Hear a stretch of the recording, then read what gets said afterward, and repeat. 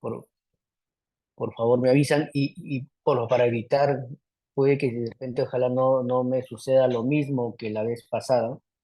Me avisan por favor al interno por WhatsApp si es que se me ha ido la señal, que fue justamente también algo que pasó la vez pasada y he estado ahí algo de 10 minutos hablando solo prácticamente.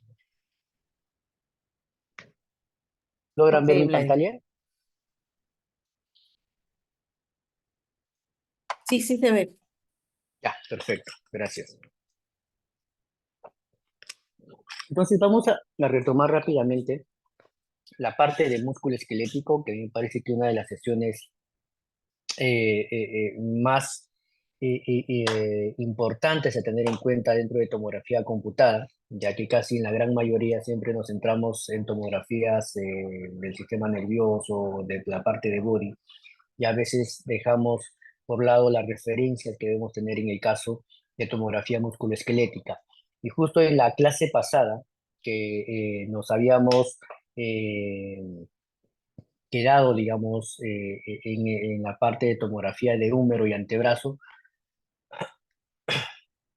en húmero y antebrazo, lo que es muy importante, digamos, cuando nos enfrentamos, y esto recuerdo si haberlo también mencionado, y quiero, digamos, retomar esta parte, es que cuando hacemos tomografía musculoesquelética, siempre, digamos, tener en cuenta que debemos tomar imágenes ortogonales en sí.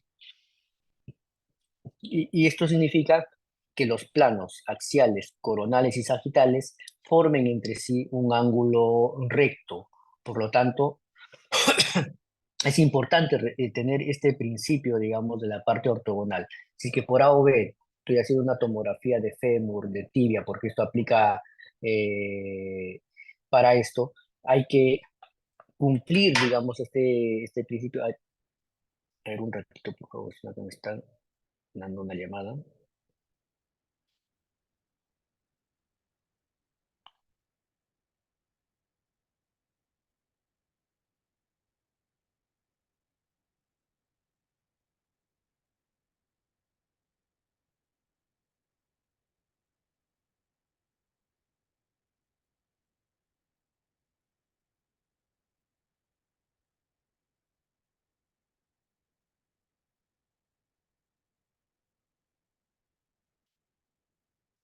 Ok, disculpe.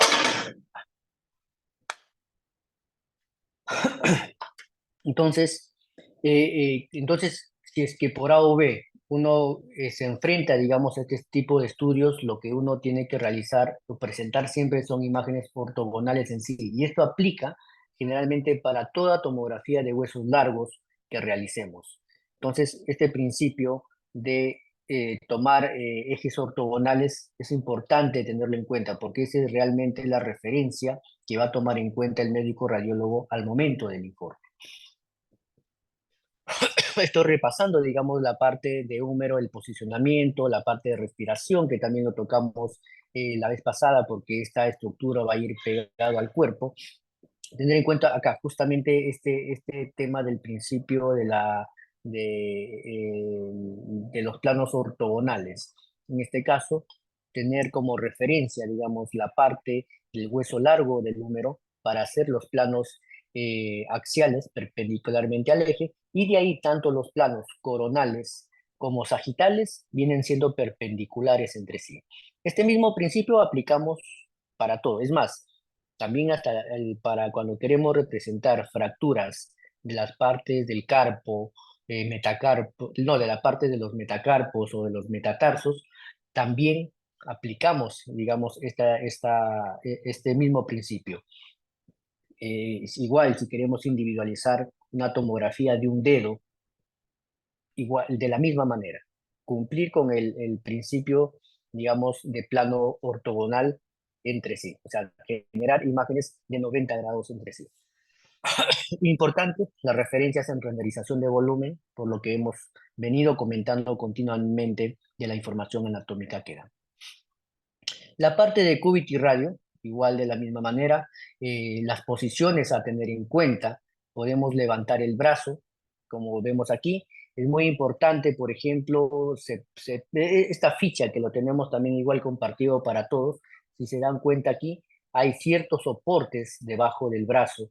Lo mismo podemos aplicar y que se aplica también para la parte de muñeca.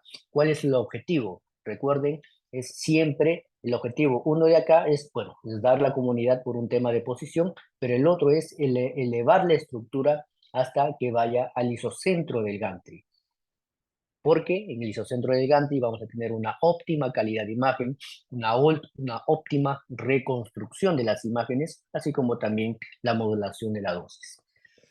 Entonces, siempre cuando tengamos estas estructuras, tratemos siempre de llevarlo hacia el isocentro del gantry, utilizar en este caso eh, eh, eh, toallas, almohadas o cualquier elemento, digamos, radiolúcido que nos permita elevar la estructura y ponerlo hacia el isocentro.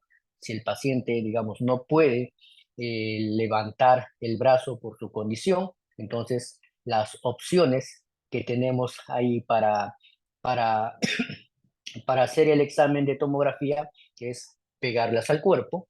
Para esto hay que cambiar los factores. Recuerden que tenemos acá la parte de la pelvis, que es una estructura ósea densa, sumada a la parte del sacro, que nos pueden dar, digamos, endurecimiento y compromete la calidad de la imagen. Es por ello que los factores que se utilice para realizar en esta posición un cúbito radio son distintos al que vamos a utilizar para cuando pegamos en el cuerpo.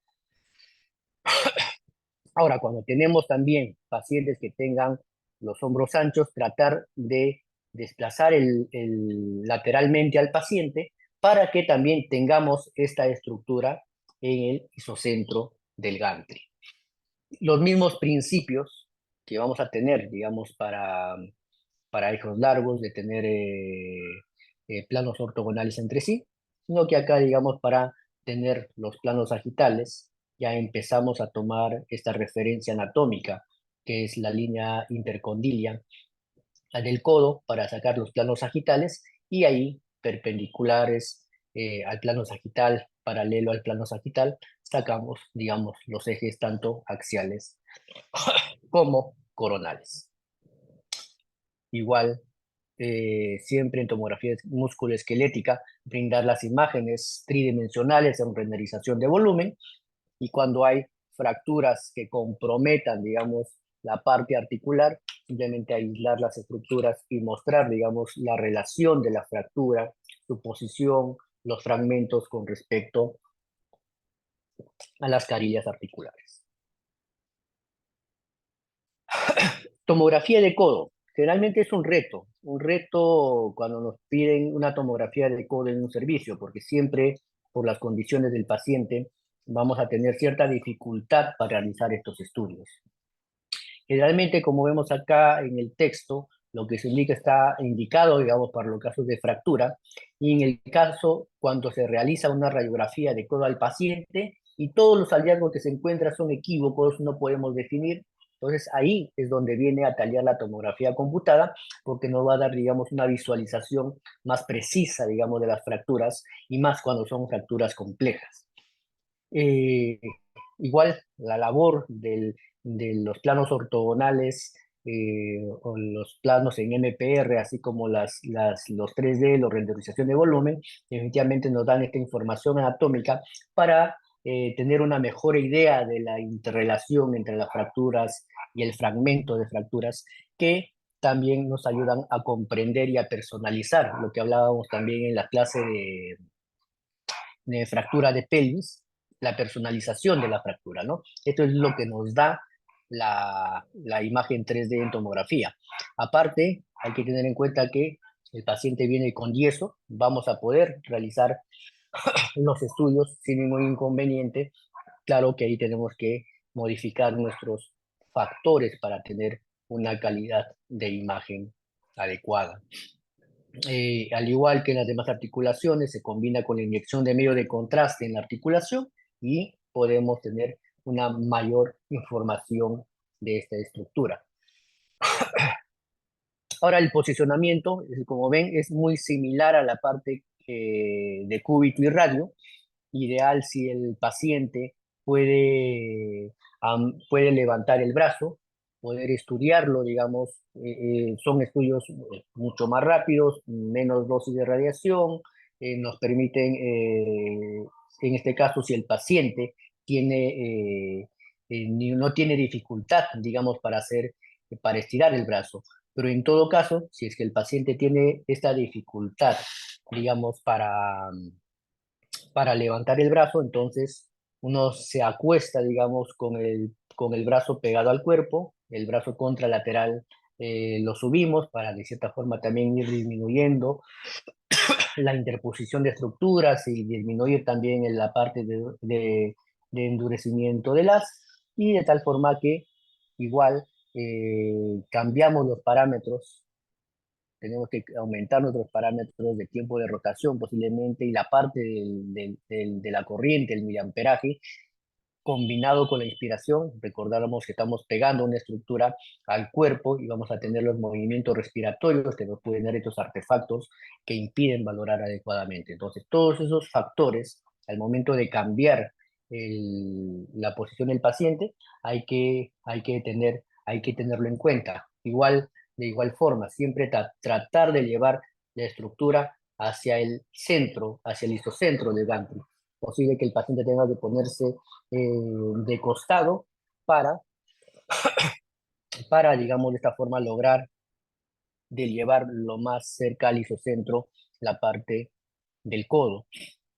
Acá los planos que ya vamos a tomar en cuenta ya van a ser por ejemplo, en el caso de un eje axial del codo, ya tomamos como referencia la articulación húmero-radial, como lo tenemos aquí, iríamos en un plano coronal buscando, digamos, esa articulación y paralelo a la articulación vamos dando, digamos, las reformaciones en axial. Y para la parte coronal y sagital, la referencia anatómica vienen a ser justamente estas líneas intercondilias. Buscamos igual en un plano axial esta línea intercondilia y paralelo y perpendicular a esta línea vamos a tener tanto el eje coronal como sagital. Complementamos igual nuestras reformaciones con las imágenes volumétricas 3D pero acá hay que tener en cuenta una parte del posicionamiento, siempre con la palma en supina, justamente para evitar, digamos, la superposición, digamos, entre la cabeza del cúbito y el radio a este nivel y mantener la relación articular lo más axial posible. Si vemos acá, por ejemplo, hasta para la parte cuando hacemos muñeca, cuando hacemos el movimiento de pronación, como vemos en esta parte, vemos cómo se entrecruzan, digamos, tanto cúbito y radio a nivel de la articulación y perdemos justamente esta línea articular, esta relación articular para hacer nuestros planes ortogonales entre sí. Entonces, es importante tener en cuenta el posicionamiento de la mano para tener una buena relación en la articulación y poder hacer adecuadamente nuestros estudios. Ahora, un estudio de codo se va a complicar definitivamente cuando el paciente llega al servicio y no puede estirar, digamos, el brazo, el antebrazo. No puede estirar esto, entonces ya tenemos que hacerle el estudio ya en la posición en que viene el paciente. Entonces, para ello ya también cambian nuestras referencias y tenemos que dar más planos al momento de hacer nuestras reformaciones, porque ya no tenemos una estructura totalmente elongada para hacer planos ortogonales entre sí. De tal forma que aquí la referencia que buscamos generalmente en los planos axiales cuando tenemos con el paciente con el codo flexionado es la línea igual intercondilia o interepicondilia con la que tenemos aquí. Buscamos estas imágenes y damos imágenes paralelos a esta línea intercondilia y vamos para buscar estos planos coronales. Una vez teniendo estos planos coronales, cuando tenemos al paciente con el codo flexionado, vamos a tener paralelo a la línea intercondilla, como vemos aquí, vamos a conseguir la primera reformación, digamos, que es solamente un plano coronal con el paciente con el codo flexionado. Ahora, ¿qué planos más adicionales tenemos que realizar? Entonces, en este caso, lo que tenemos que buscar, definitivamente, es una vez que ya hemos tenido el plano coronal, buscar un plano sagital, que cómo buscamos el plano sagital, como hemos visto, siempre tener las referencias anteriores, ¿no? En un plano sagital buscamos en una imagen axial la línea intercondilla y perpendicular al plano vamos sacando un plano sagital. Una vez teniendo el plano sagital, como ven acá, son varias reformaciones que hay que realizar. En este caso, hacemos reformaciones axiales a nivel del húmero, a nivel del cúbito y radio, y luego buscamos en el mismo plano sagital el mejor plano sagital del cúbito, el mejor plano sagital del radio, y hacemos planos paralelos a estos huesos, y de tal forma que con esto complementamos las imágenes en coronal de la parte de la articulación de cúbito y radio.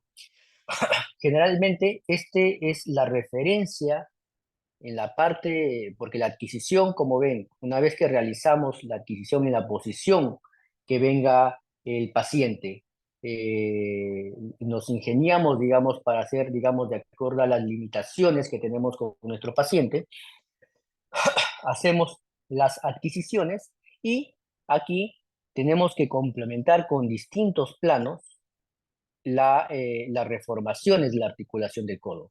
Como ven aquí, ya hacemos planos coronales de toda la articulación, planos axiales al húmero, planos axiales, digamos, al cúbito y radio, como vemos aquí, perpendiculares al hueso, y luego planos coronales, digamos, individuales, tanto para el cúbito como para el radio. Y digamos, es la serie en reformaciones que debemos tener en cuenta. A veces fallamos bastante cuando mostramos las reformaciones en un codo flexionado. Simplemente a veces hacemos axiales, coronales y sagitales y lo lanzamos. Pero como vemos, ya estamos socializando aquí este protocolo en donde se hacen planos perpendiculares, digamos, cúbito, radio y coronales, siguiendo el eje del cúbito y radio para complementar, digamos, la valoración de la articulación en esta posición del paciente. El muñeca y mano, generalmente también es una de las estructuras eh, que para la parte de traumatismo vienen a nuestro servicio. Generalmente, casi siempre también, como las demás articulaciones, está indicado para los casos de fractura y cuando, digamos, las radiografías no son concluyentes o estamos frente a fracturas complejas. Las imágenes tridimensionales, efectivamente, nos muestran lo que llamamos siempre la personalización de la fractura. eh, la gran ventaja de la tomografía, que puede evaluar cualquier perspectiva utilizando esta técnica, o sea, los distintos planos que nosotros brindamos nos van a dar esa información que se necesita. Y claro, una de las, eh, eh, una de las desventajas, claro, que no podemos evaluar nada de síndrome de túnel carpiano, no podemos valorar lesiones ligamentosas, que esto generalmente pues es terreno totalmente de la resonancia magnética por su elevada resolución eh, de contraste.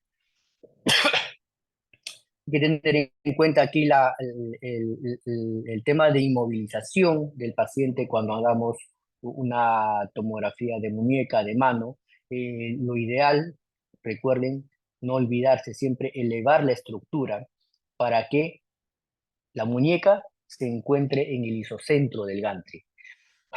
Podemos ingeniarnos, como vemos acá en estas distintas posiciones, el de poder realizar la tomografía de tal forma que eh, po- el- ya sea de repente por dificultad de movimiento del paciente, por colaboración del paciente, una puede encontrar, digamos, la forma de colocar o de llevar la muñeca hacia el isocentro del gantry para tener una adecuada valoración. El posicionamiento, podemos tener, claramente a veces podemos tomar la imagen del posicionamiento, la de Superman, la conocida, la de Superman, la que va, digamos, la mano hacia adelante, hacia el isocentro del gantry. Podemos también poner a nuestros pacientes de costado para lograr este posicionamiento de la mano en supina, o podemos tener también al paciente en decúbito con la mano en decúbito sagital, y esto, digamos, podemos encontrar distintos posicionamientos, digamos, del paciente para hacer esta estructura.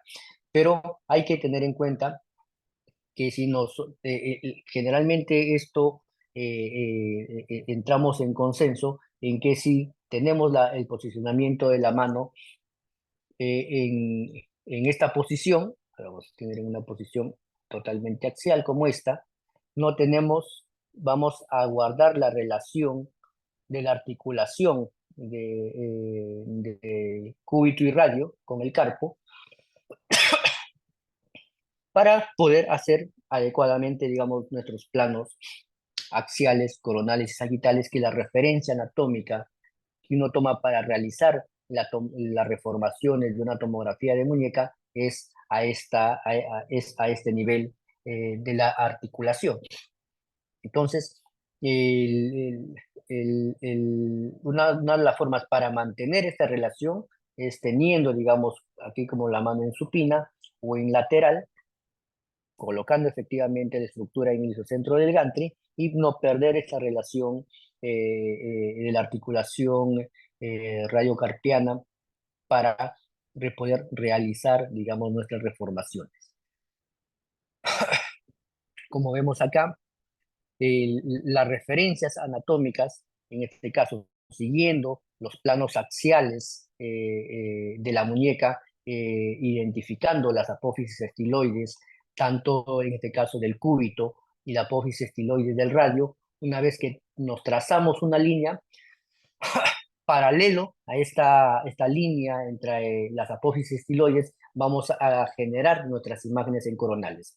Pero acá esto, y esto a veces no lo entienden bastante, digamos, los colegas que trabajan en resonancia magnética. Por ejemplo, acá estamos trabajando nuestra imagen en axial, pero nuestro plano sagital y coronal, nosotros para hacer este plano debemos tener pues la estructura de la muñeca, tanto en sagital como en la parte coronal, totalmente alineadas, de tal forma que tenga una representación, digamos, paralela, digamos, a esta línea entre ambas apófisis estiloides. Y de tal forma que cuando ya empiece a hacer mis demás planos de referencia, en este caso la parte axial, en donde voy a seguir el plano de la articulación radiocarpiana, ya tenga, digamos, una perpendicularidad con respecto al plano coronal y más con el plano sagital, ya que estoy utilizando la misma referencia entre la línea de la apófisis estiloides de manera perpendicular. Siempre cuando hagamos músculo esquelético, trabajar con nuestros tres ejes, axiales, coronales, sagitales. Seguimos nuestro principio de perpendicularidad, de sacar planos ortogonales entre sí, y una vez que tenemos los planos ortogonales entre sí, nos empezamos a fijar en nuestras referencias. En este caso, apófisis estiloides, en este caso, articulación radiocarpiana, y para la sagital, perpendicular, digamos, a esta línea. Entonces hay que tener mucho cuidado al momento de hacer reformaciones musculoesqueléticas. Igual, con esta fase, digamos, de la parte que estamos mostrando ustedes en capacitaciones, ya estamos socializando y estamos explicando, digamos, en esta oportunidad a mayor detalle la parte de las reformaciones, en donde también tenemos justamente en el protocolo los grosores de corte e intervalo también que debemos tener en cuenta, de tal forma que pues ya ir siguiendo e ir uniformizando a nivel de la red los planos, digamos, de presentación en las tomografías musculoesqueléticas y siempre complementando nuevamente con las imágenes volumétricas. Por ejemplo, acá hay dos ejemplos, digamos, que puede haber, que puede llegar, digamos, en el servicio con cierta frecuencia, cuando que nos piden evaluar, digamos, escafoides para una necrosis avascular, a veces que se puede presentar como complicaciones por fractura en la parte de escafoides. Como ven, podemos hacer planos paralelos, siguiendo, digamos, al eje mayor del escafoides, y de esta forma vamos dando imágenes o reformaciones adicionales conforme sea el caso. Y aquí, y esto se da, digamos, para la parte, cuando hacemos tomografía de mano, definitivamente. Y esto generalmente se puede complementar cuando hacemos una reformación total de la mano, en los tres planos ortogonales entre sí. Y si identificamos, por ejemplo, como en este caso, fracturas en las partes del metacarpo, en las bases o en las falanges de los distintos dedos, entonces podemos hacer imágenes ortogonales entre sí. Como vemos aquí, teniendo como referencia el eje largo del hueso, perpendicular a esto hago con mi plano sagital, perpendicular al plano del hueso hago mi plano axial, y perpendicular, digamos, en un plano axial saco mis planos coronales y puedo individualizar. Esto generalmente, a veces cuando vamos revisando o cuando tenemos la observación de los médicos radiólogos, este es el plus que nos piden de manera adicional, de individualizar, al menos cuando estamos en fracturas en dedos de la mano o fracturas del dedo del pie, el de individualizar las reformaciones, porque a veces hacemos reformaciones en general, hacemos sus axiales, coronales, sagitales, pues, siguiendo el tema de la perpendicularidad, pero ya cuando no revisamos y tenemos de repente la base del carpo, la base de alguna falange de la mano, lo que tenemos que hacer ahí es hacer reformaciones adicionales para de esta forma empezar a individualizar la representación de ese plano, porque a veces, y he visto casos en donde hay una fractura por abulsión, a veces entre interfalángicas,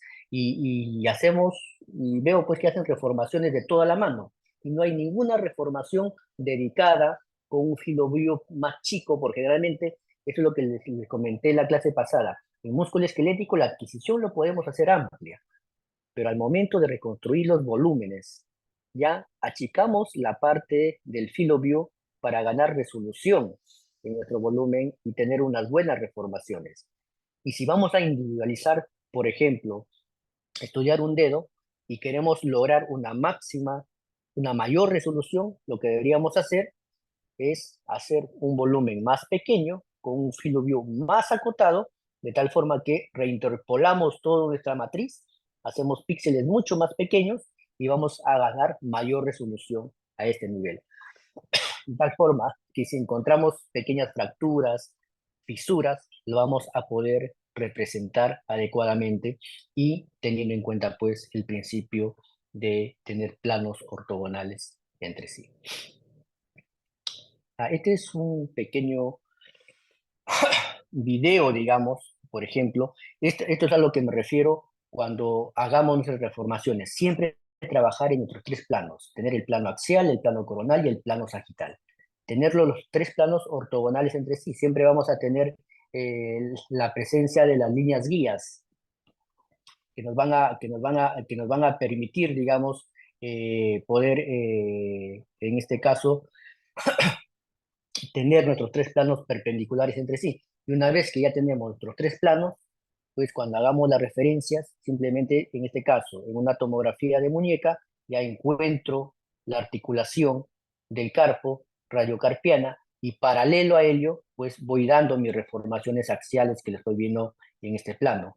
Pero mire, está haciendo en la parte coronal, siguiendo el eje que nosotros hemos establecido como referencia, pero en el plano sagital también lo está alineando, de tal forma que sea perpendicular a la articulación. Es por eso que en tomografía musculoesquelética siempre se manejan mínimo dos ejes, que ese es, digamos, lo que debemos tener siempre en cuenta para tener una adecuada reformación. ¿Ves? Acá ya van estableciendo el plano axial, lo mismo acá es el plano coronal. En el plano coronal vamos a seguir a buscar seguro la línea entre apófisis y estiloides, pero el plano sagital tengo que tener un plano totalmente, en este caso, paralelo al plano sagital, de tal forma que tenga una buena reformación coronal. Porque de nada sirve que yo siga mi plano en las líneas interapofisiarias y mi referencia en el plano sagital esté así. Por lo tanto, voy a tener un coronal totalmente que no va a seguir, digamos, las referencias. Es por eso que siempre manejar los dos, los dos planos, seguir la línea anatómica de referencia y que el plano sagital pues sea paralelo para tener, digamos, perpendicularidad en la representación de los ejes coronales.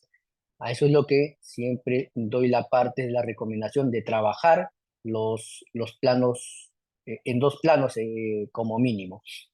Igual cuando vayan acá, por ejemplo, a la parte de sagital, lo mismo. O sea, acá han hecho la perpendicular al plano, a la línea de interestiloidea, pero igual variaron en el plano coronal, por ejemplo.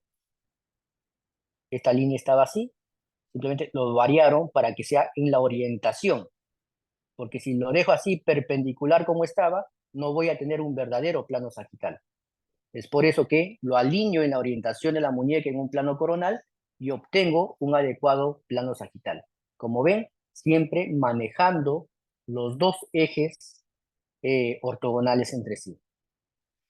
A veces se nos escapa bastante. Sacamos la referencia en axial y nos olvidamos del plano coronal, lo damos con esta referencia y nos sale un plano sagital totalmente mal alineado.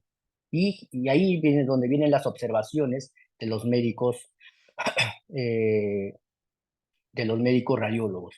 Entonces, como ven, ya tenemos los tres planos ortogonales entre sí y, claro, siempre el de dar imágenes volumétricas, en este caso, siempre mostrar, digamos, en la parte 3D, por ejemplo, acá hay una fractura, podemos complementar igual los planos en MPR, lo que le comenté, para seguir siguiendo el eje mayor del escafoides para tener una mejor visualización. Entonces acá ya pues entra a tallar todo el trabajo de postproceso cuando queremos, por ejemplo, acá están modificando la orientación de la luz virtual justamente para que se pueda visualizar mucho mejor esa fractura, ¿no? Entonces ese es el arte que lo colocamos después, en donde ya modificamos todos los factores de luz virtual, de colores, de transparencias, de opacidad, justamente para mostrar la patología de manera adecuada. Ya, eso es a lo que me refiero de dar las imágenes tridimensionales que nos dan mayor información anatómica. ¿Alguna pregunta hasta aquí? ¿Alguna duda que tengan?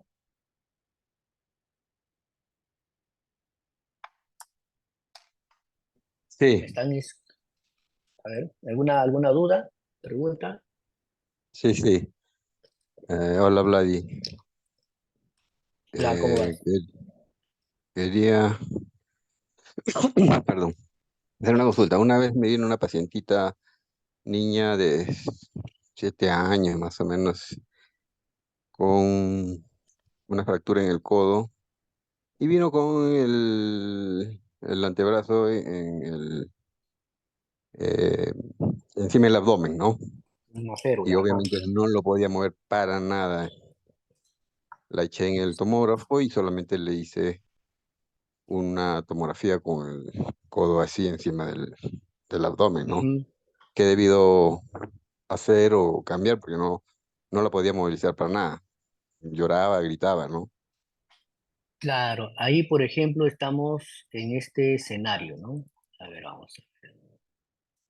En este escenario de acá. Claro, que con la diferencia pues que el codo va a estar sobre el abdomen, como tú me dices, ¿no? En este caso definitivamente pues uno, que la adquisición, bueno, bueno, al ser una niña definitivamente se tiene que, bueno, hablar con ella porque si la niña se mueve, la niña no se calma, vamos a tener, igual como para tomar una radiografía de codo, necesitamos la colaboración del paciente. Ese es uno.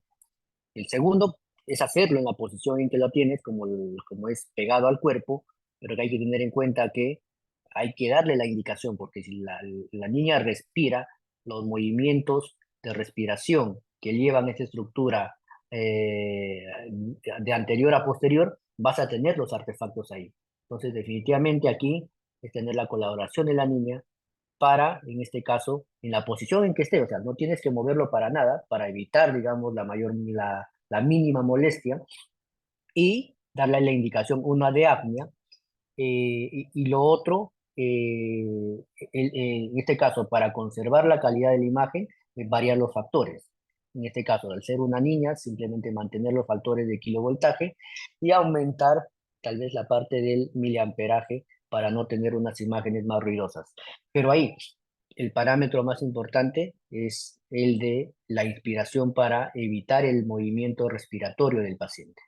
A veces nos olvidamos de eso, porque es una tomografía de codo, o sea, ¿para qué tiene que estar en cambio el paciente? Pero si lo tenemos sobre el abdomen, donde va a estar en continuo movimiento y encima tienes a un paciente con dolor, pues eso es importante, porque luego, al momento de hacer las reformaciones, el artefacto de movimiento es fatal, o sea, no vas a poder evaluar si hay una pequeña fractura, si hay desplazamiento, o sea, la imagen te sale muy mal.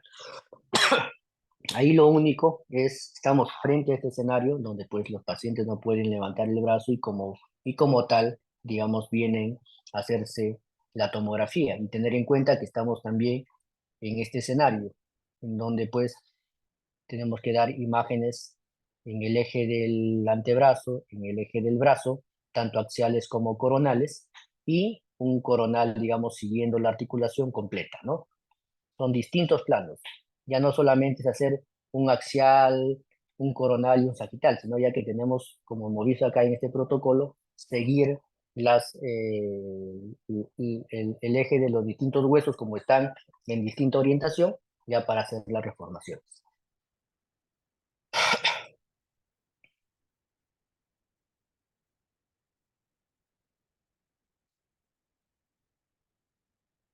¿Alguna pregunta más? No, aquí para ir entrando a la parte, digamos, de miembros inferiores, en la parte de cadera, y de pelvis, hemos tenido una clase solamente específico, digamos, en la parte para de pelvis en caso de emergencia, pero esto ya va más, digamos, en el caso de que hicieran de hacer, digamos, el estudio de rutina, en donde hay ciertas indicaciones. El trauma es el más común, el otro también, y no es muy bajo el hecho de que vengan, digamos, para evaluación de tumores o infecciones, digamos, a este nivel, en donde en este caso ya se combina la adquisición de la tomografía con la inyección de medio de contraste endovenoso, ¿no?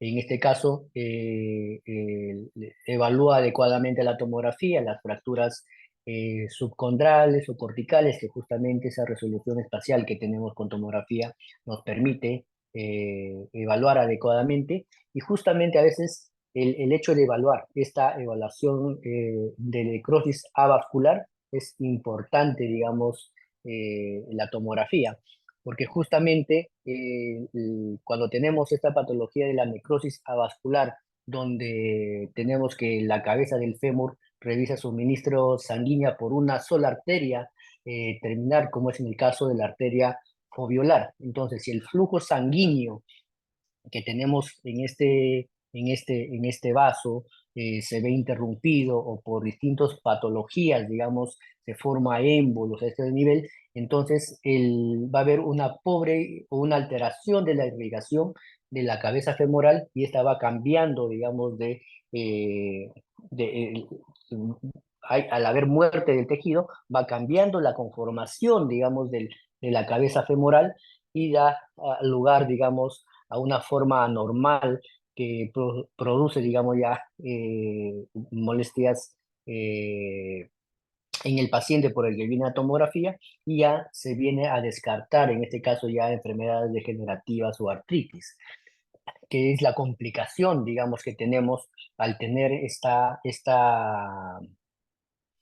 necrosis avascular a este nivel. Entonces, y esta, ya sea por enfermedades infecciosas o sea por algún traumatismo, podemos tener esta necrosis vascular, por lo tanto, una de las indicaciones de la tomografía, en el caso de la parte de evaluación de la cadera, es para descartar, digamos, esta patología. Ahora, para la tomografía de cadera, cuando vamos a evaluar cadera, ¿cuál es el paro que debemos tener en el caso de tomografía? Acá en este caso es la parte de los pies, en tenerlo en una inversión interna de tal forma que elonguemos o que mostremos, digamos, en su mayor eje la parte de la cadera. Cuando hagamos tomografía de cadera, esta es la consideración que debemos tener en el momento del posicionamiento de los pies para realizar la adquisición. Como ven, vemos acá la parte de la cobertura de nuestra adquisición.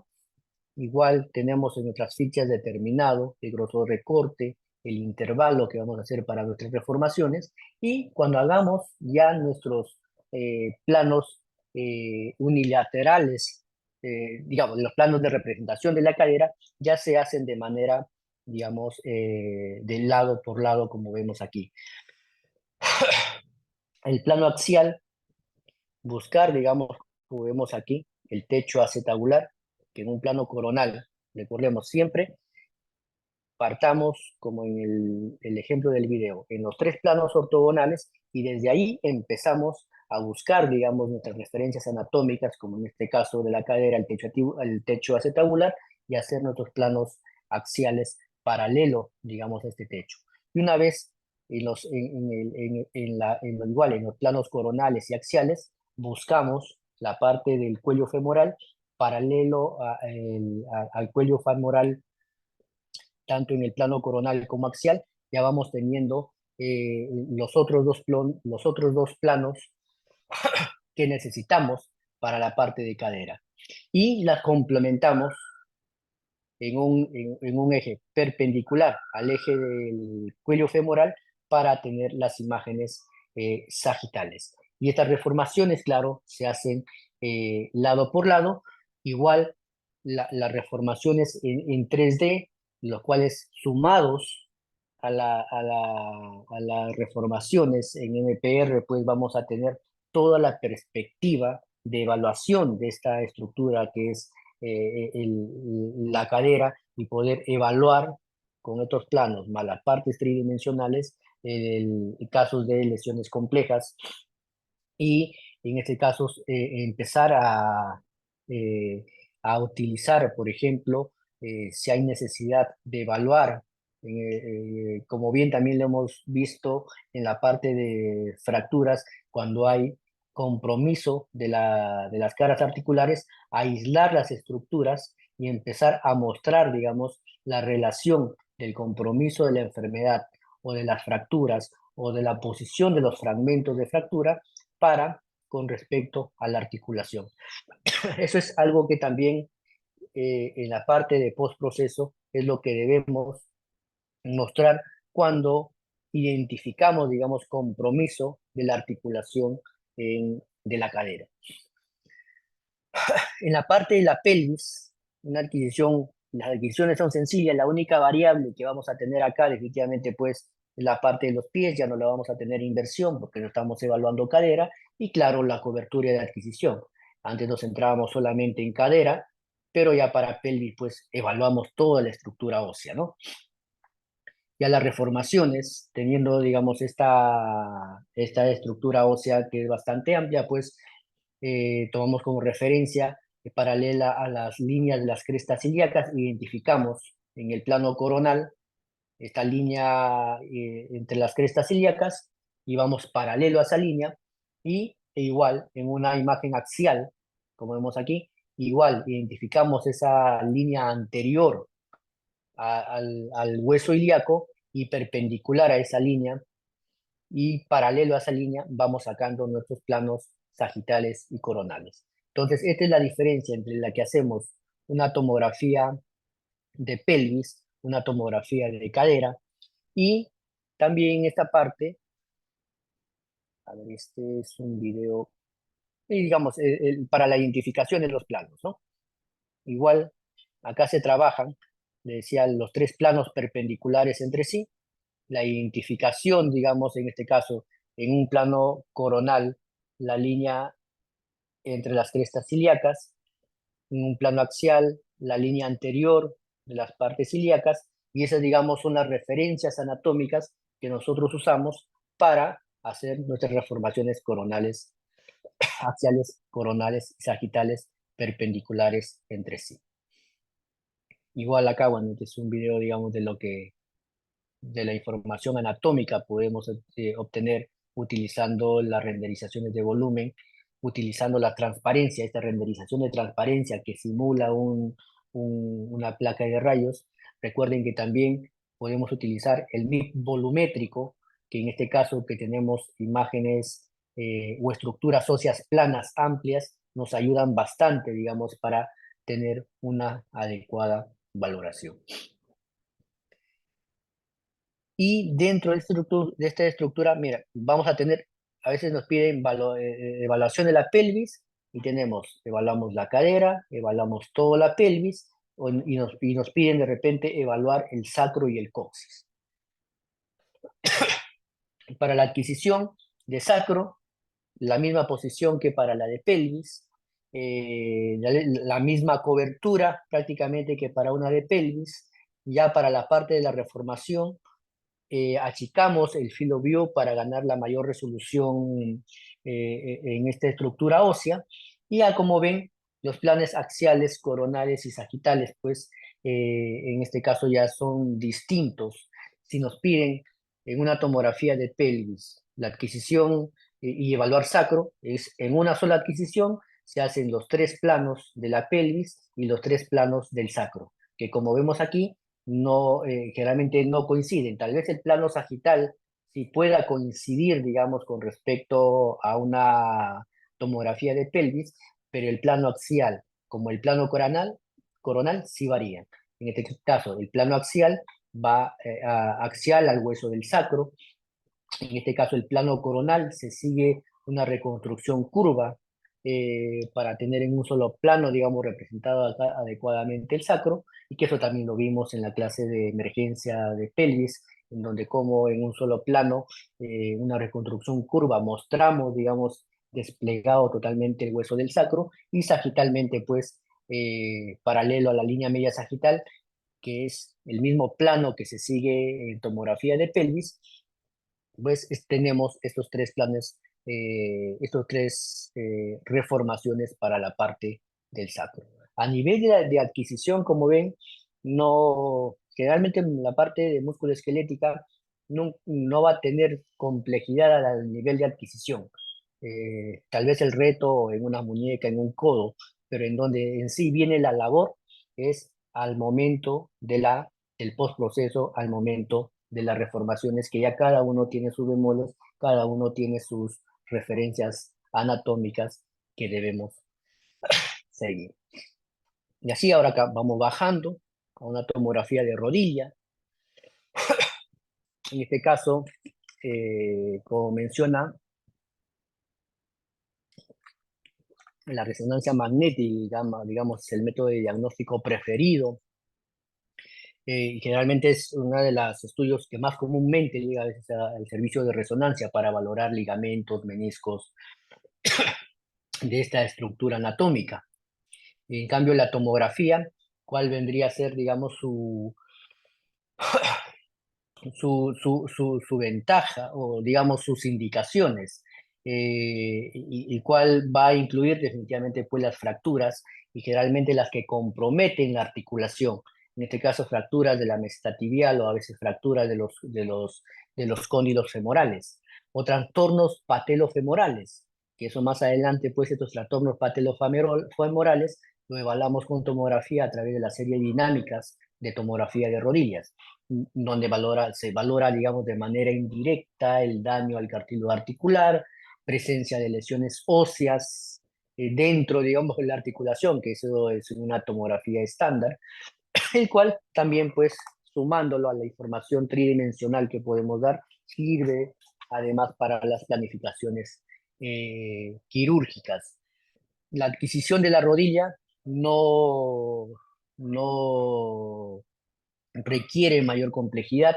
La única detalle que hay que tener en cuenta, esto es algo a veces que tenemos que asegurarnos de que estén los pies los más fijos entre sí, o sea, tener las piernas los más fijos entre sí, y de esta forma, pues, ese es digamos, el reparo que debemos tener para, eh, en este caso, para hacer las adquisiciones de la tomografía de rodilla.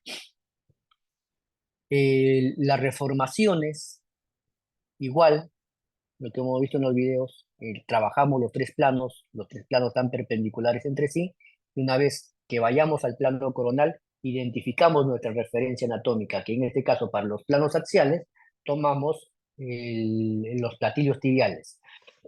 Una vez que identificamos los platillos tibiales, paralelos a los platillos, hacemos las reformaciones de nuestras imágenes axiales.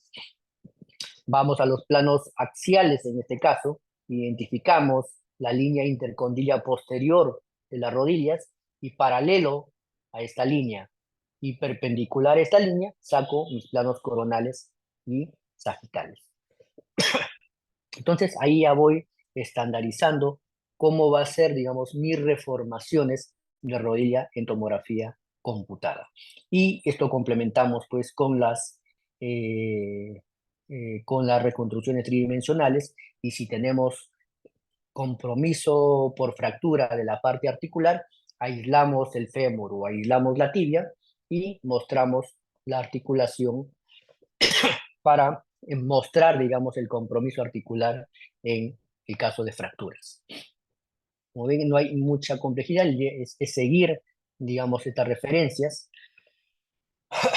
que es un video rápido, digamos, los tres planos entre sí, ortogonales. Una vez que tenemos los tres planos alineados también, porque para tener, digamos, los planos alineados, que en el eje coronal a veces la rodilla está rotada, entonces estos tres planos nos sirven, digamos, para que a pesar que en la adquisición la rodilla esté rotada, pues yo acá alineo mis planos perpendiculares para tener estos planos ortogonales entre sí.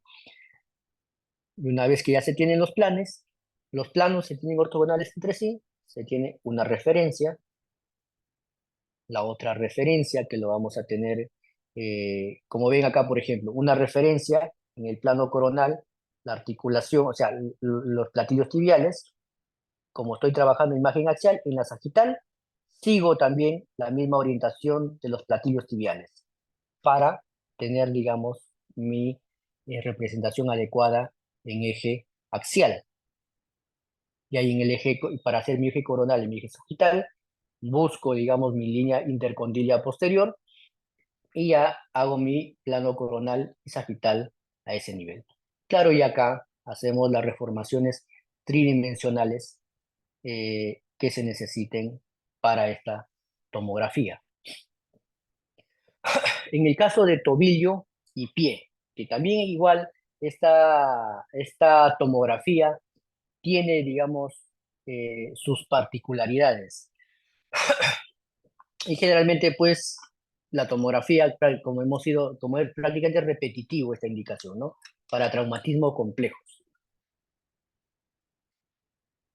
Y cuando, digamos, se necesite toda esta información anatómica que da la tomografía para una cirugía.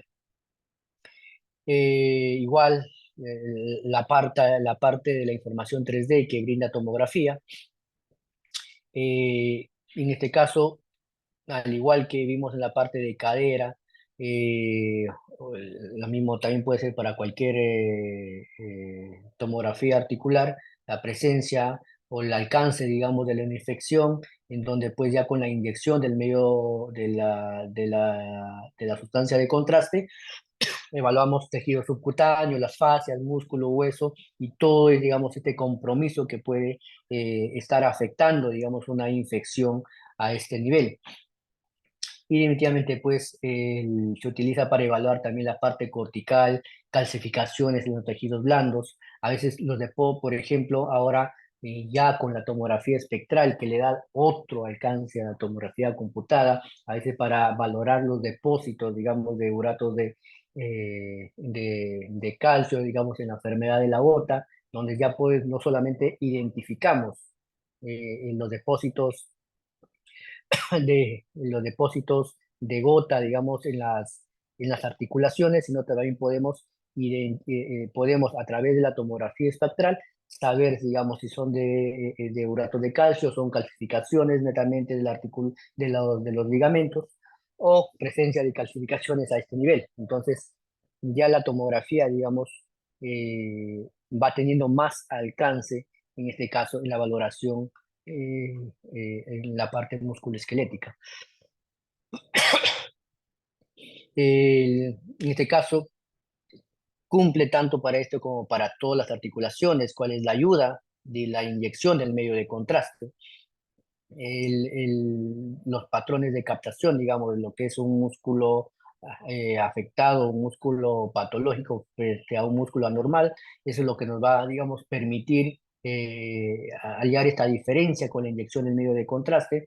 Entonces ahí el contraste endovenoso es, y pienso que no, y es para todas las articulaciones en donde haya compromiso, digamos, de infecciones o tumoral, y para establecer ese diagnóstico diferencial, la inyección del medio de contraste va a ser, va a ser de importancia, digamos, en estos estudios. Es más, y se puede combinar, no solamente de acuerdo a los timing que nosotros usemos para hacer la valoración. Pues, y como muestra aquí, y hacemos un timing para valorar la vasculatura, que lo podemos hacer valorar en tomografía la vasculatura a nivel de cualquier articulación, o en este caso valoramos la captación, en donde ya pues variamos nuestro timing de adquisición, en donde ya hacemos una adquisición más tardía y valoramos, digamos, estos patrones de captación del contraste. Entonces, complementado la adquisición de la articulación, complementado con la inyección del medio de contraste, entonces ya tenemos una valoración o un alcance, una indicación mucho mayor de la tomografía. Acá para la tomografía de tobillo, importante tener esto. A veces se nos va este detalle porque dejamos que el paciente tenga el pie relajado y a veces lo tiene con esta orientación. Hay que tratar de que esté eh, formar este ángulo lo más recto posible. A veces como estrategia se adopta pues que el paciente adopte esta posición una vez que ya tengamos todo listo. Es más, hicimos el topograma y todo esto y explicamos al paciente que en el momento que demos la indicación, haga, digamos, esta posición generar un ángulo recto, o sea, un ángulo recto lo mayor que se pueda. A veces para mantener esta posición, a veces el paciente pues se mueve o no resiste, es por eso que esta indicación le damos al final, y una vez que adopta la posición, hacemos rápidamente la adquisición para tratar de tener esta, esta posición del pie para hacer la valoración del tobillo. Hay a veces aditamentos que nos pueden ayudar, digamos, a realizar esta, este estudio, esta tomografía, que sería ideal siempre tenerlos para hacer tanto la tomografía de tobillo como la tomografía de pie. Las referencias anatómicas que usamos, digamos, para usar las reformaciones del tobillo, la ubicación en un plano axial de los maliolos y como ven acá, paralelo, perpendicular, tengo mi plano coronal y sagital de la articulación. Y ya una vez que tenga mi plano sagital, ubico, digamos, la articulación tibio-astragalina, como lo vemos aquí, y paralelo a esta articulación voy sacando mis planos axiales de tobillo. Entonces, ya tenemos estas referencias anatómicas para seguir nuestras reformaciones de tobillo, en donde tenemos la línea transmaliolar y la articulación tibio-astragalina. Para la parte del pie, es una, como ven, igual, las consideraciones de la posición del pie, pero ya tenemos pues, a veces en resonancia, dividimos a veces la adquisición en lo que es antepié y lo que es retropié. Pero como se dan cuenta, la parte del retropié es lo que es tobillo, y la parte del antepié, ya lo que es la parte del tarso, la parte del- de los metatarsos, en en la valoración del pie. Entonces, acá en la parte al momento de reformación del pie, ya hay que tener ciertas consideraciones al momento de hacer nuestros ejes de representación a este nivel. Y como vemos aquí, ya acá se toma en cuenta una articulación, que es la articulación de Chopard, que generalmente esto lo identificamos, bueno, lo indicamos de manera rápida, digamos, en un plano axial, como lo tenemos aquí. Identificamos esta articulación de Chopard que va en la parte del astrágalo con el hueso navicular, el escafoide, digamos, de la parte del pie, y esa articulación en el plano axial, una vez que la identificamos, hacemos perpendicular a la articulación de Chopard y tenemos, digamos, los planos sagitales del pie. Ahora, esos son los planos sagitales, lo que mencionaba anterior, para la parte del antepié, porque si voy a estudiar la parte posterior, mis planos sagitales van a ser pues los que son perpendiculares a mi línea bimaliolar. Entonces, en este caso, para la parte del pie, el pie anterior, identifico la articulación de Chopard y perpendicular a esta articulación de Chopard hago mis planos sagitales. En el plano sagital y puedo identificar también la articulación de Chopard que podría estar a este nivel y paralelo a la articulación de Chopard o también perpendicular a las estructuras del pie, voy sacando, digamos, mis ejes coronales de pie anterior. Entonces voy sacando mis ejes coronales de pie anterior, mis ejes sagitales y mis ejes axiales a la estructura del pie, identifico igual en sagital la articulación de Chopard y perpendicular a esta articulación voy sacando ya mis ejes axiales de antepié. Como ven, son tres ejes distintos para la parte de antepié y si voy a la parte de retropié, mis imágenes axiales ya son paralelas a la astragalina y en este caso, si quiero brindar imágenes sagitales y coronales, pues ya no tomo la referencia de la articulación de Chopard, sino tomo como referencia la línea bimaliolar. Y de esta forma tengo reformaciones para mi antepié y para mi retropié. A veces nos piden también valorar el calcáneo. Entonces, para valoración del calcáneo, aparte de las reconstrucciones que podemos hacer en la parte de retropié, axial, coronal, sagital, hacemos una oblicua coronal, pero para esto vamos a ubicar esta articulación, que es la articulación, digamos, subtalar, que es la articulación entre el astrágalo y la parte del talón, del calcáneo. Entonces, se identifica la articulación y perpendicular a esta articulación se va sacando los planos oblicuo-coronales para representación del hueso del calcáneo. Como ven, en la parte de tomografía musculoesquelética tiene, digamos, sus particularidades al momento de hacer las deformaciones. Por eso es importante, digamos, tener en cuenta estas referencias que vamos viendo acá en la clase para hacer las representaciones cuando hagamos este tipo de tomografías. Acá, digamos, también esto está en las fichas que dejamos como protocolo, la articulación de Chopard, que va, digamos, en la parte del escafoides, del cuboides, en la parte, digamos, del astrágalo, en un plano axial, y cómo lo ubicamos en un plano sagital, digamos, esta articulación, porque esta va a ser, digamos, nuestra referencia anatómica para hacer nuestros planos axiales, coronales y sagitales de la parte del antepié. No hay que olvidar ese detalle. A ver, acá este es un video, a ver que vamos a correrlo rápido, en donde se, se está haciendo, por ejemplo, acá, se está alineando que los planos axiales y coronales y sagitales sean perpendiculares entre sí. Como ven, y acá se identifica la articulación de Chopard.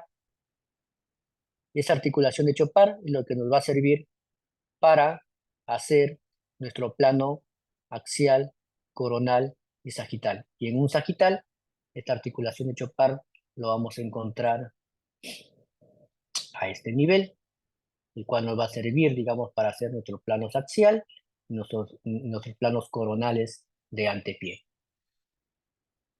Entonces, ya seguimos referencias anatómicas específicas para hacer las reformaciones en lo que es tomografía musculoesqueléticas. Y si voy a hacer la parte de mi retropié, como ven, la articulación tibio-astragalina, la articulación para evaluar calcáneo, la subtalar. Entonces ya son referencias que yo voy mostrando, que voy ubicando para hacer mis reformaciones. Bueno, y acá sí, allá. Este es muy importante también tenerlo en cuenta. Por ejemplo, acá hemos hablado que para los planos axiales vamos a ubicar la articulación de Chopard y hacemos, digamos, los planos perpendiculares a la articulación de Chopard, pero es muy importante tener en cuenta que esta es la imagen resultante que vamos a obtener, pero ¿qué plano debemos seguir en el plano axial, en el plano coronal? En este caso, damos un plano oblicuo, no es un plano netamente así, porque a veces veo que hacen esta referencia en el plano axial, en el cual no vamos a tener, digamos, la visualización de las estructuras del tarso, del metatarso, en un solo plano. Lo que debemos dar es un plano oblicuo. Este plano oblicuo es lo que nos va a permitir, digamos, representar la parte del tarso en un solo plano, como vemos aquí. O sea, este plano lo logramos porque, como ven, jalaron un plano oblicuo así. A veces lo dejamos así, y entonces cuando vamos a valorar nuestros planos axiales del antepié, vemos pues que en un plano vemos un hueso, en otro plano vemos otro hueso, en otro plano otro hueso, y nunca vemos en un solo plano, para hacer comparativo, los huesos del tarso. Es por eso que siempre manejar los tres planos de referencia. Hacemos el plano sagital, sacamos nuestro plano perpendicular, no digo, disculpen, para perpendicular a la articulación de Chopard, que lo tenemos aquí, y vamos al plano axial y lo oblicuamos para, digamos, tener en un solo plano todos los huesos del tarso. Por eso, en músculo esquelético se manejan los tres planos. Siempre hay que trabajar, disculpen, en dos planos para tener una buena reformación. Y ya, para ir terminando, acá tenemos las tomografías dinámicas patelofemorales, que esto me interesa bastante, digamos, porque ya se están haciendo unos estudios, ya se van haciendo más frecuente la solicitud de estos estudios. Y generalmente, pues, la utilidad, la importancia que tiene, digamos, este tipo de estudios justamente para estudiar la articulación patelofemoral es justamente esto, ¿no? Porque nos muestra la alteración de la morfología troclear, nos muestra también la valoración de la mala alineación, inclinación rotuliana y las anomalías de rotación. Por lo tanto, nos va a mostrar este estudio la morfología ósea de la rodilla y permite justamente al hacer estos estudios dinámicos unas mediciones fiables de varios parámetros que los médicos van realizando y sobre ello van dando el diagnóstico de estas alteraciones en los pacientes. Las ventajas con respecto a las radiografías es pues la exactitud diagnóstica. Por ello da la importancia de hacer bien este estudio y la posibilidad pues de realizar estas medidas. Las ventajas van a ser evaluación en todos los ángulos diferentes, que esa es la ventaja que da la tomografía computada definitivamente. La evaluación de con y sin contracción, que eso lo hacemos en nuestro protocolo, que lo tenemos establecido tanto en la parte de 0 grados como en 40, la comparación de ambos lados, siempre es comparativo, digamos, esta tomografía dinámico-patelofemoral y evalúa pues la subluxación y la inestabilidad lateral de la rótula, así como también alteraciones rotacionales de las extremidades inferiores. Ahora, digamos, es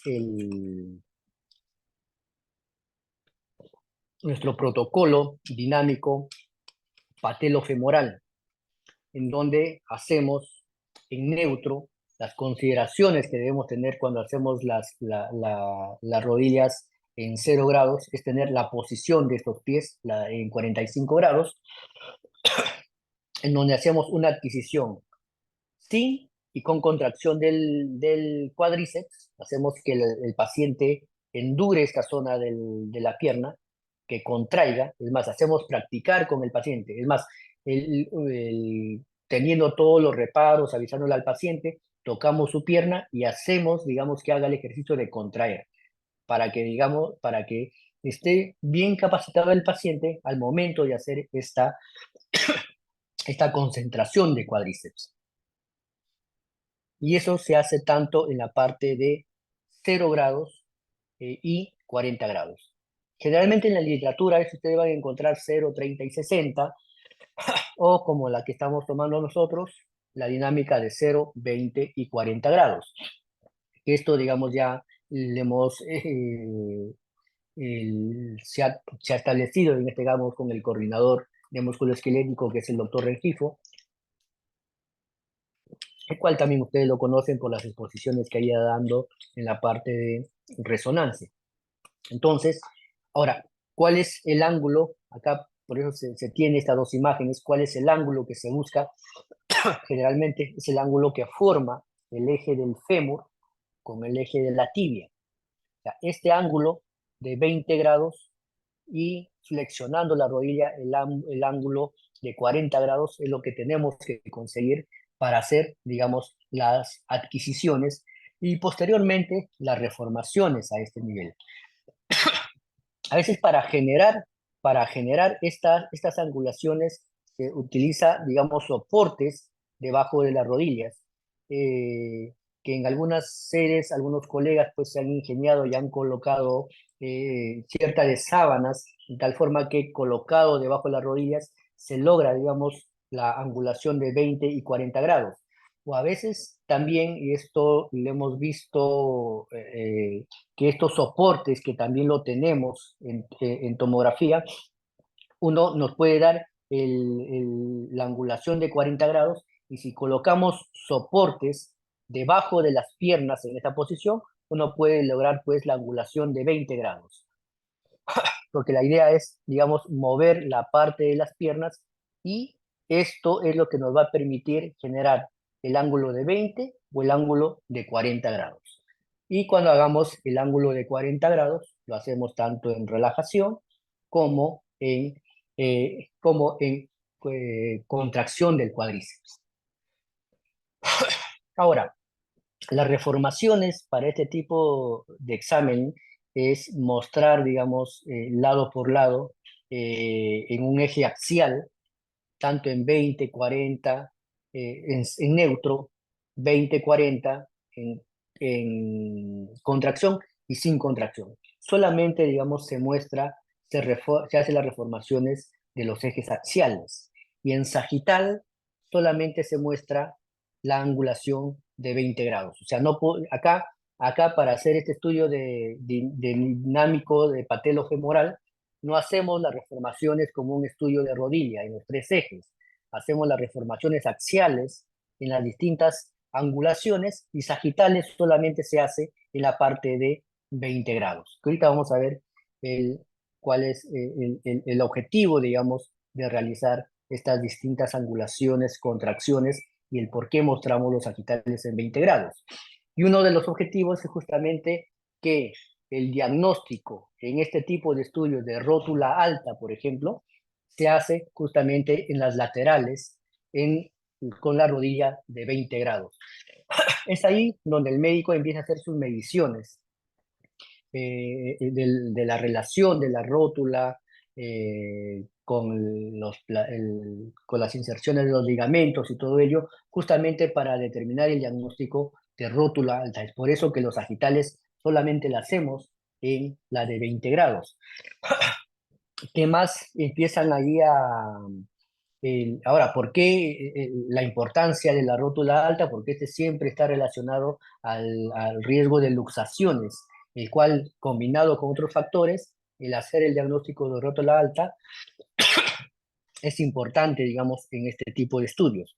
Ahora, lo segundo, el de hacer, digamos, las medidas que hace el médico, ¿no? A veces te dice, voy a medir el ZIP-TAT, la distancia del tubérculo tibial anterior al surco intertoclear, que esa esa es la medida del ZIP-TAT, que en este caso, pues, la valoración de estas medidas considera, pues, los factores de inestabilidad en la rodilla.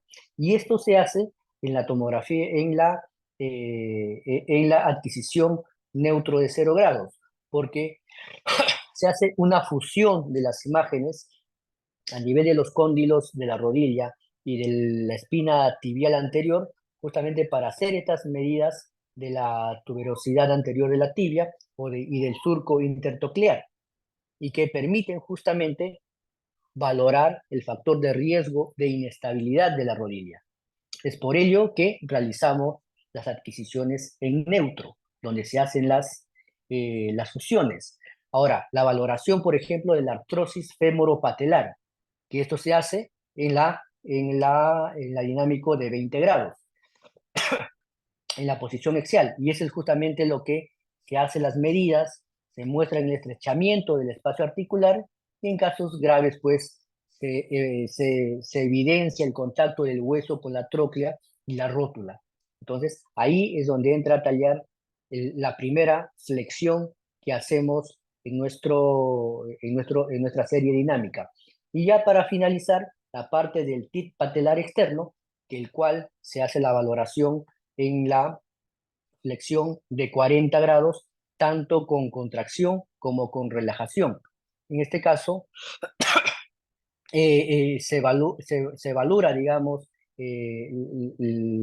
o sea, refleja, como muestra aquí, la displasia del cuádriceps, el vaso interno, y la displasia de la trópea, el cual es por eso que se hace una adquisición en relajación y otra en contracción en 40 grados. Entonces, aquí con este resumen de los puntos, porque es más extenso, las medidas que dan los médicos son mucho más, pero en resumen, para valorar estos 4 puntos es que se hace las adquisiciones en dinámicos de la tomografía de rodilla.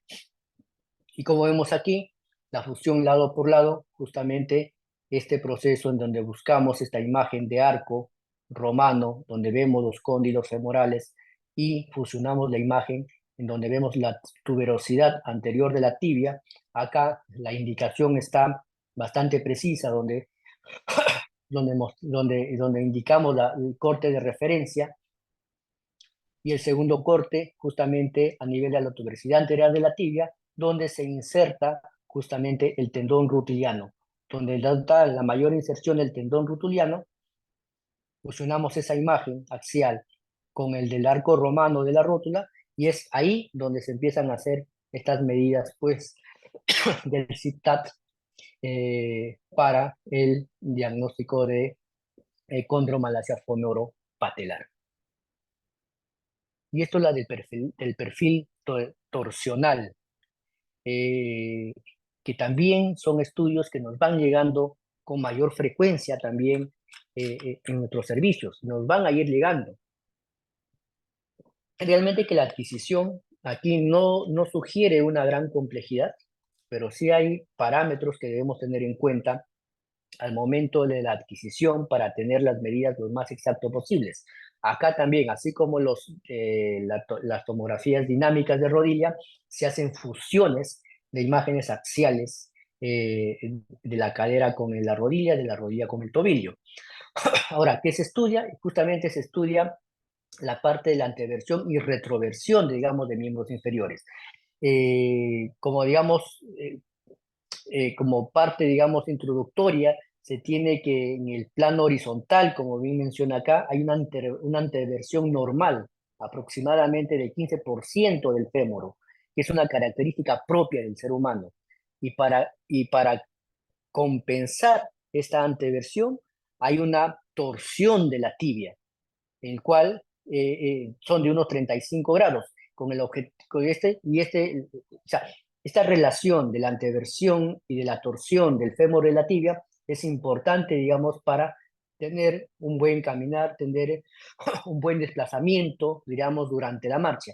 Cuando ya se vienen o se presentan estas alteraciones, el cual se evidencia cuando claramente los niños o adolescentes caminan, entonces ya se piden evaluar los perfiles torsionales. Y generalmente, pues,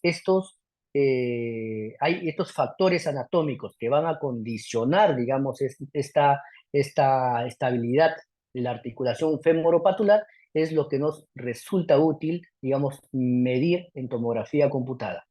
Y lo que se mide, pues, es la anteversión femoral y la anteversión tibial externa, que justamente ese estudio se realiza pues con cortes axiales a nivel de cadera, a nivel de rodilla y a nivel de tobillo, como se indica aquí. Son adquisiciones en donde tenemos que abarcar toda la cabeza del cuello femoral hasta la trocánter, o sea, abarcar es prácticamente como una tomografía de caderas, una tomografía de rodillas y de tobillas. Lo más importante que debemos tener en cuenta, uno, es la posición de los pies, como hacer una tomografía, digamos, de tobillo o de pies. Y otra de las recomendaciones que siempre recalca el médico, y aprovecho este foro para mencionarles a todos, es que tienen que estar las piernas lo más juntas posibles. Que es más, que el espacio aéreo entre ambas rodillas sea la mínima, o sea, que estén lo más pegado posible. Eso es lo que indica que hemos hecho una buena adquisición para hacer perfil torsional de miembros inferiores. Si es posible, hay que unirlo. A veces el médico dice hay que amarrarlo a nivel de las piernas o a nivel de los muslos para que este espacio sea lo más estrecho posible al momento de hacer la adquisición. Cuando él valora la calidad de la adquisición y en las imágenes axiales encuentra bastante espacio aéreo a este nivel, ya va dando la observación de que se ha hecho una mala adquisición. El juntar bien las piernas, más tener totalmente perpendicular los pies durante la adquisición, garantiza, digamos, que tenemos un adecuado estudio para valoración de perfil torsional. Ahora se valora la anteversión femoral, que como muestra acá, es el ángulo formado entre el cuello femoral y el centro de la cabeza, línea bicondilla posterior, y se valora también la torsión tibial externa. Y es ahí donde se hace también la fusión, digamos, o las medidas que se hace con los cóndilos femorales y la tibia, y también se hacen fusiones de los cóndilos con la tibia para empezar a medir, así como en la parte de la dinámica de rodilla, lo que es la tuberosidad anterior de la tibia, o para hacer también mediciones del ZIP-TAT, pero digamos en un plano axial que nos permite también valorar ahí la torsión tibial externa. Y esta, digamos, es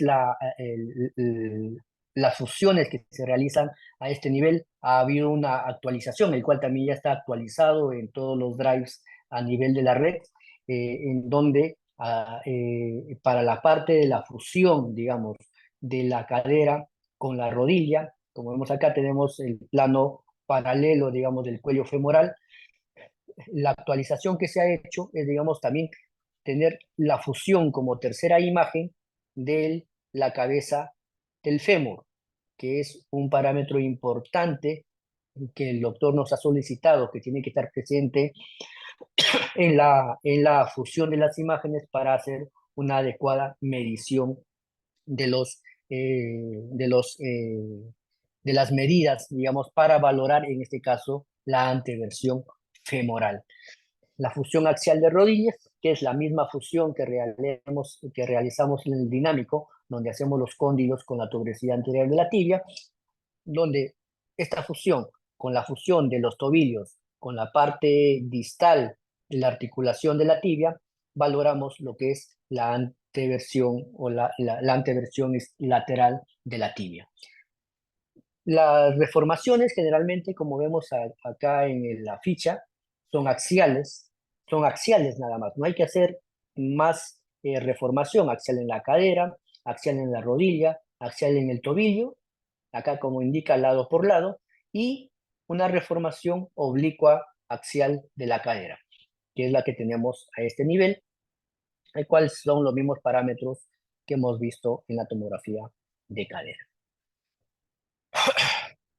Bueno, ahí está fémur y pierna, no hay mayor referencia que hacer, perpendicular a los ejes del fémur o de la pierna y la tibia. Acá se sigue el principio de perpendicularidad o el principio de planos ortogonales para huesos largos que le he mencionado al inicio y la clase pasada, el cual seguimos pues para hacer las reformaciones tanto de tibia, peronea, así como de fémur en la parte de tomografía de huesos largos.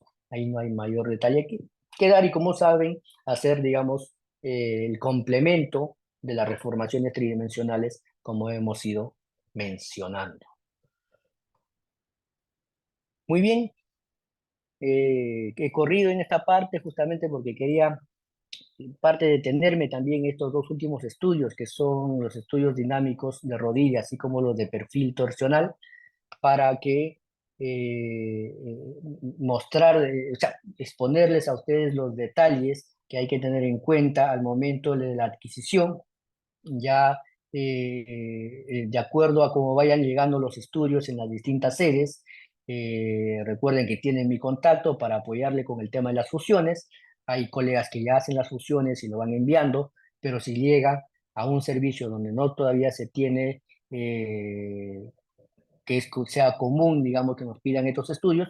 Como ven, las adquisiciones no son nada del otro mundo.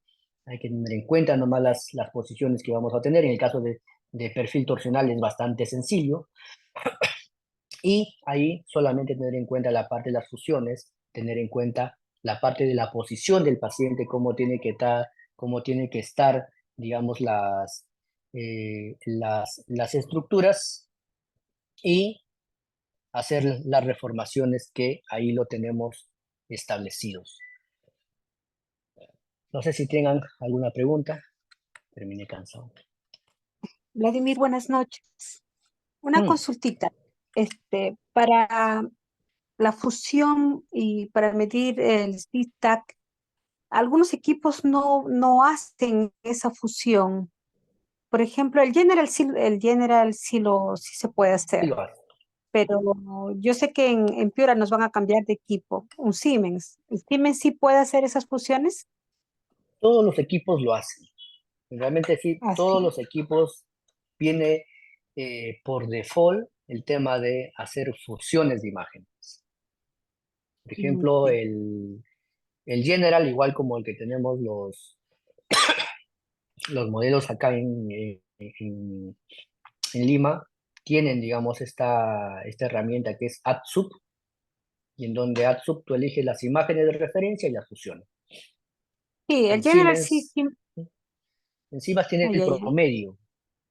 El promedio que Promedio. también hace, o sea, la herramienta promedio que hace la fusión, y eso, por ejemplo, en la sede de Guardia Civil, ahí se tiene un Siemens y se hacen las fusiones. Entonces, es una herramienta que viene por default, digamos, en la mayoría de equipos. Muy Ya, raro y la, que no venga. muy raro. Ya, la siguiente pregunta sería, una vez que yo realizo la fusión, ¿hago las mediciones o la hace el radiólogo? El radiólogo. Y ahí ese Ah, ya, es solamente hago la campo. fusión. Sí, por eso en nuestro protocolo está las fusiones y las referencias de imagen que dice que debes tomar para hacer las fusiones. Nada más, porque ya el médico radiólogo es quien hace las medidas en esas fusiones. Son un montón de medidas. Imposible que nosotros bueno, no es Ay, ay, imposible, ay. pero digamos, es digamos, recibir tal vez más adelante lo hagamos, posiblemente cuando esto aumente, una Bueno, capacitación del médico radiólogo para ciertas medidas, ¿no? bueno, la que siempre se manda es la del Zig-Tag a 0 grados y la de Laurín. O sea, en realidad hay un montón de mediciones, pero en realidad hay tres que siempre, digamos, se deben de hacer. Ya. Claro, si en ese caso ya, por ejemplo, ¿quién es el coordinador? El doctor Rengifo, él ya tiene, digamos, establecido las medidas que se hacen a veces, y es por eso que a veces se centraliza también el informe con él, porque no todos los médicos también saben informar este tipo de estudios.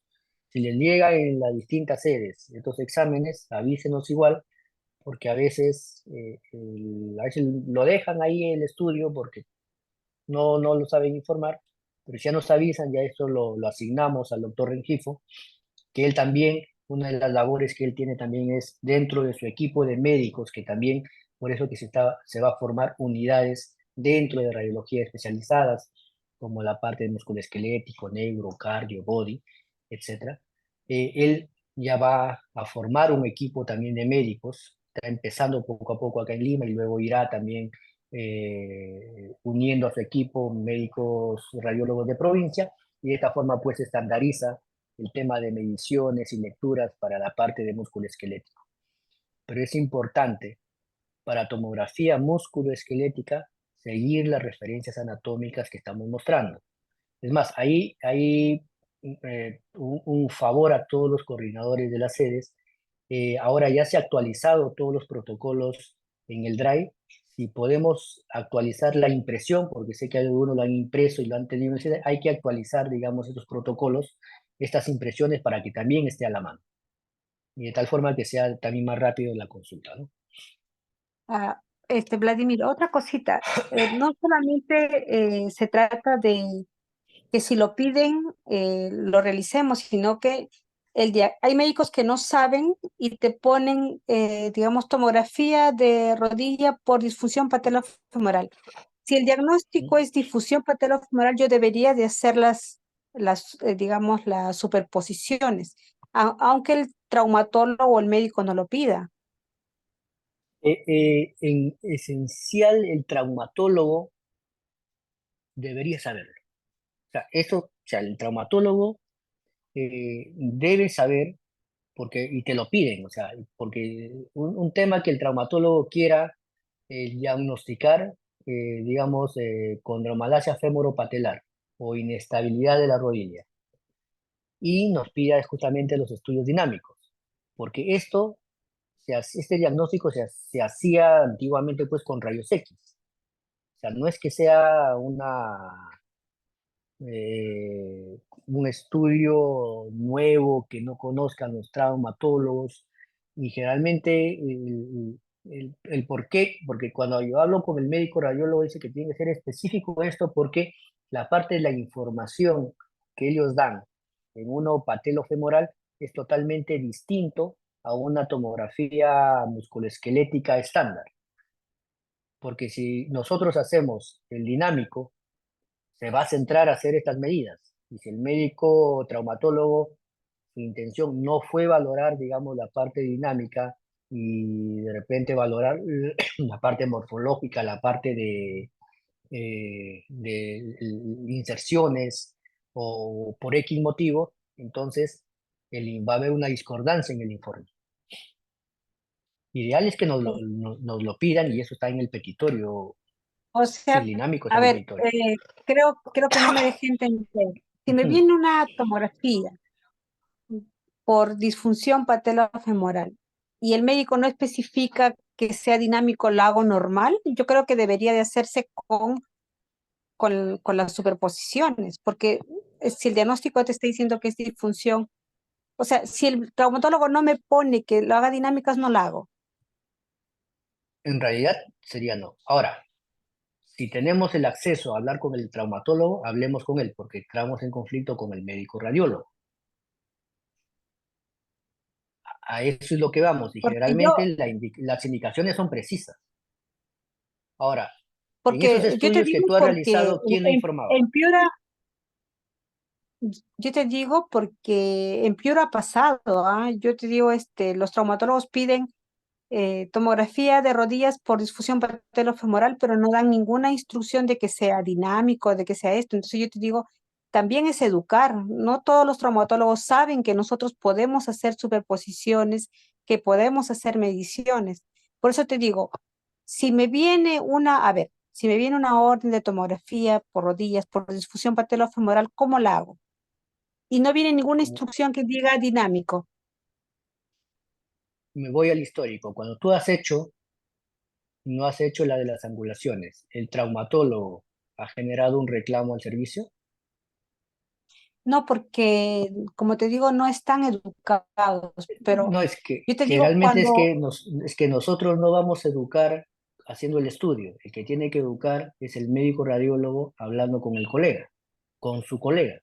Ahora, este dinámico que bueno, tú has hecho, el yo informe, te digo, yo te digo porque la formación que yo recibí era de que si el diagnóstico decía disfunción patelofemoral, tenía que hacerle a 20 grados, a 0 está grados bien, y está hacer las bien. mediciones. Y hacer las mediciones, pero en Piura me di con la sorpresa de que los traumatólogos no lo exigían y se hacía normal. Y claro, por eso es que la educación, como tú dices, tiene que estar alineado. O sea, tiene que ir tecnólogo, médico radiólogo, traumatólogo. No te estoy diciendo que está mal lo que tú estás haciendo, pero el objetivo de educar al traumatólogo, te apuesto que no está llegando. Porque ahora, el traumatólogo valora lo que tú has hecho, lo va a valorar si es que el médico radiólogo en su informe da el tema de las medidas, informa el tema de las medidas, informa, digamos, todas las mediciones que se hace para el diagnóstico de patelofemoral, para la parte de, digamos, de la valoración dinámica de rodilla. Ahora, en la parte, en estos estudios que tú estás haciendo allá, ¿te has percatado en los informes del médico radiólogo? No, yo te decía eso porque no fue mi experiencia en AUNA, porque nosotros, ustedes, digamos que los radiólogos recién están hablando un lenguaje más exquisito, más específico, y digamos que mi experiencia fue en otra sede, en otra clínica, en la competencia, y yo empecé a hacer eso, pero los radiólogos no sabían informar. A eso es lo que Pero voy. los traumatólogos les empezó a gustar y los radiólogos se empezaron a interesar. Y bueno, hay hartos artículos, ¿no? Radiology tiene un artículo muy bueno sobre las mediciones. Y como te digo, es un proceso, pues, ¿no? Por Claro, eso, o sea, ahora que ustedes, que tú Ujú. has tocado el tema, entonces lo que pienso yo que se debería hacer es que si me viene por disfunción patelofemoral, hacer con las mediciones, ubicar al doctor Rengifo, que lo informe, y cuando el traumatólogo vea la calidad del informe y lo que le está dando como referencia, va a ver que le va a servir y va a ver las imágenes, entonces digamos que se va a acostumbrar a eso.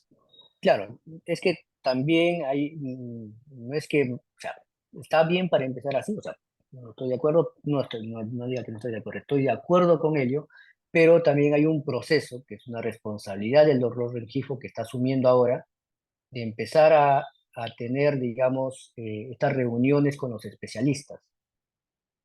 Y va a tocar definitivamente a que se haya, porque en esto está involucrado bastante también el doctor Tapia, es así como tienen sus reuniones, por ejemplo, en la parte de mama, que el doctor Tapia se reúne con el de Chiclayo, con el de Trujillo, con el de Piura, tienen sus reuniones mensuales.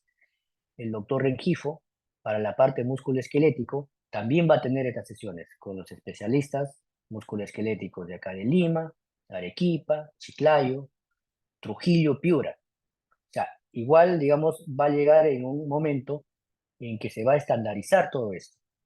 El que se esté empezando ahora y ver, digamos, que los traumatólogos vayan viendo, digamos, los estudios que podemos realizar, va a haber definitivamente estas sesiones donde pues van a uniformizar el conocimiento, porque el doctor, uno de los objetivos del doctor Rengifo es justamente empezar a hacer más complejidad en tomografía musculoesquelética.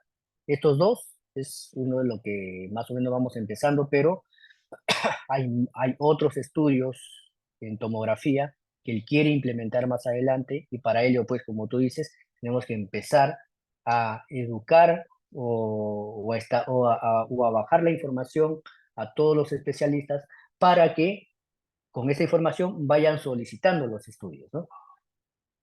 Que ese, digamos, el proceso que estamos realizando, que están empezando a realizar, digamos, los distintos coordinadores de las unidades en AUNA.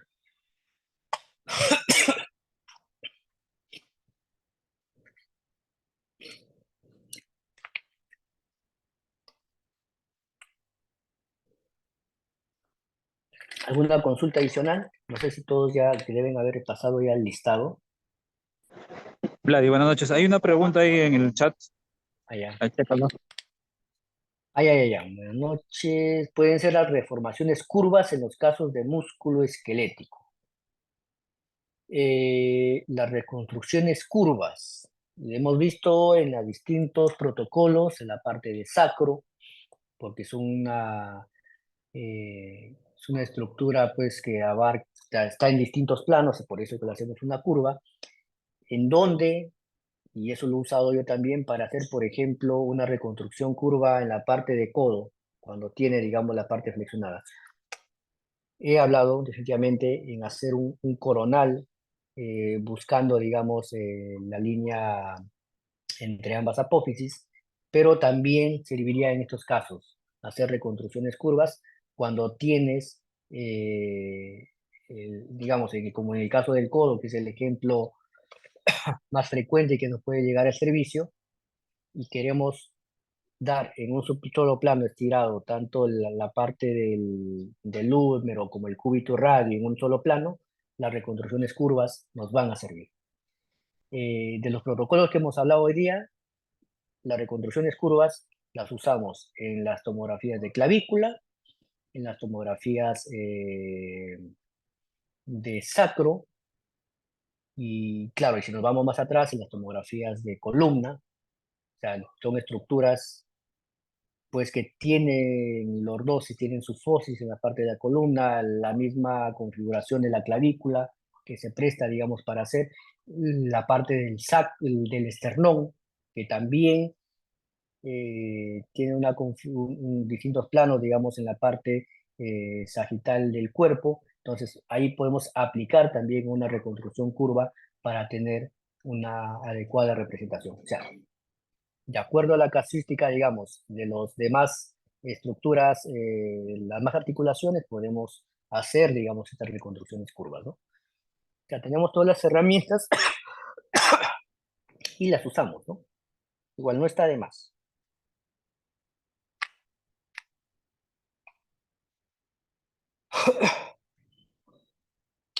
Muy bien, ya para no dilatar, bueno, ya nos pasamos, para no dilatarlo mucho, bueno, igual agradecer a todos por su asistencia y participación Igual de acá nos vamos encontrando la próxima semana. Muchas gracias a todos.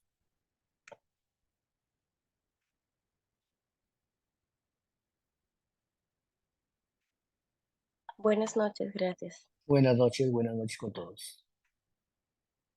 Buenas noches, hasta luego.